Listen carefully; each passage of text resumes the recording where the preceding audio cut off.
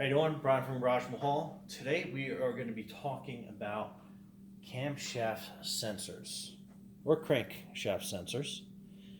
And I buy these on Amazon again for about 20-25 bucks at most. Sometimes I get them even cheaper than that depending on the vehicle.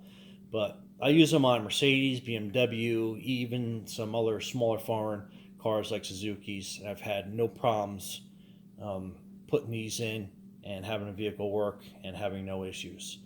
But a big problem that I see a lot of people have, girls or guys, is that they miss this little O-ring that's on here. It almost looks like a little plastic ridge on there if you're not inspecting it closely. And what happens is they take their regular camshaft sensor or crankshaft sensor O-ring and put it on top. And then they complain that they're not getting the right signal. They're still getting the camera crankshaft sensor error.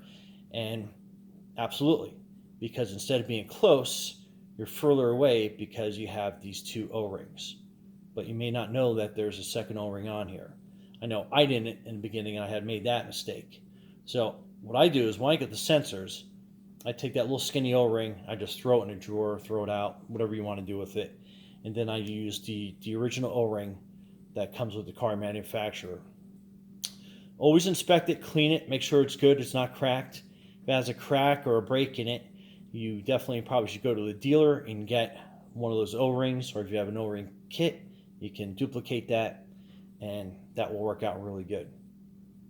Another problem that I've seen and I've heard about is that people do recognize this O-ring, but they don't put the original one back in. They rely on this skinnier O-ring. Now you're going to run into an opposite problem. Instead of being too far away, now you're going to be too close. And if you're too close, you're still going to get an error because it's not going to be getting the proper signal length. So that is going to create another issue. So definitely take care and notice how many O-rings actually come on your sensor and the O-ring that originally came with the vehicle, because that's the one that you want to use. And that little one, skinny one on there, make sure that you look for it, take it out, throw it out, don't use it. Use the original one that the manufacturer had spec'd for the car. And that's going to save you all sorts of problems with these little sensors that you can get really cheap on Amazon. And again, I've used them in a variety of cars and vehicles, and I've had zero issues or complaints with them.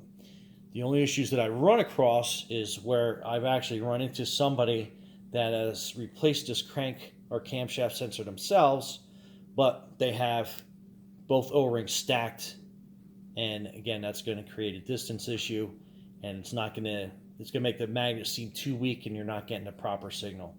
But anyway, hopefully that helps. Thanks for watching, and as always, thanks for subscribing. If you have any questions about anything at all, please leave it in the comments, message me, and thanks for visiting Garage Mahal.